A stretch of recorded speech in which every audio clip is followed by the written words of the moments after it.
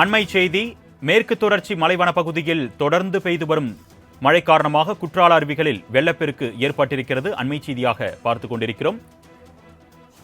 அருவிகளில் குளிக்க தடை விதிக்கப்பட்டிருப்பதால் சுற்றுலா பயணிகள் ஏமாற்றம் அடைந்திருக்கிறார்கள். அண்மை செய்தியாக பார்த்துக் கொண்டிருக்கிறோம். கூடுதல் விவரங்களை செய்தியாளர் கணேஷ்குமார் வழங்க நாம் கேட்கலாம்.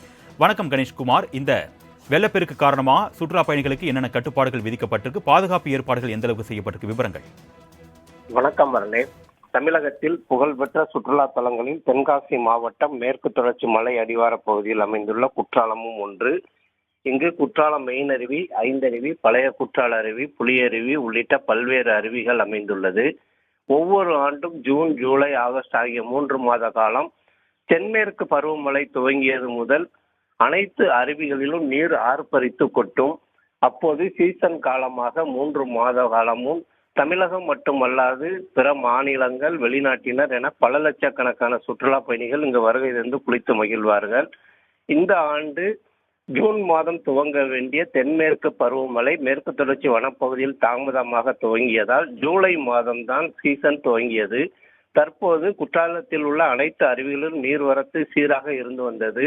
நேற்று முன்தினம் முதல் தொடர்ந்து மேற்கு தொடர்ச்சி மலை வனப்பகுதியில் பெய்து வரும் கனமழை காரணமாக குற்றாலத்தில் உள்ள அனைத்து அருவிகளிலும் வெள்ளப்பெருக்கு ஏற்பட்டது. இதனால் நேற்று முன்தினம் குளிப்பதற்கு தடை விதிக்கப்பட்டிருந்த நிலையில் நேற்று காலை நீர்வரத்து சீராக இருந்து சுற்றுலா பயணிகள் வரிசையில் நிறுத்தப்பட்டு குளிக்க அனுமதிக்கப்பட்டு வந்தனர். இந்த நிலையில் நேற்று மாலையிலிருந்து இரவு முழுவதும் மேற்கு தொடர்ச்சி மலை வனப்பகுதி மற்றும் தென்காசி மாவட்டத்தின் பல்வேறு பகுதிகளில் கனமழை பெய்ய துவங்கியது. இதனால் குற்றால அருவிகளான மெயின் அருவி, பழைய குற்றால அருவி, ஐந்தருவியில் கடும் வெள்ளப்பெருக்கு ஏற்பட்டுள்ளது.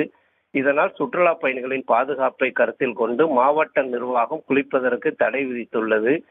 மேலும் சுற்றுலா பயணிகள் குளிப்பதற்காக வருகை தந்து இங்கு தங்கியிருந்து அதிகாலையே குளிப்பதற்காக காத்திருந்த ஆயிரக்கணக்கான சுற்றுலா பயணிகள் குளிக்க முடியாமல் ஏமாற்றம் அடைந்துள்ளனர். மேலும் அருவிக்கரை பகுதியில் யாரும் சென்று விடாமல் இருக்கின்ற வகையில் இப்பகுதியில் தடுப்புகள் அமைத்து போலீஸ் பாதுகாப்பும் போடப்பட்டுள்ளது. அர்னேஷ், கூடுதல் விவரங்களுக்கு நன்றி கணேஷ்குமார்.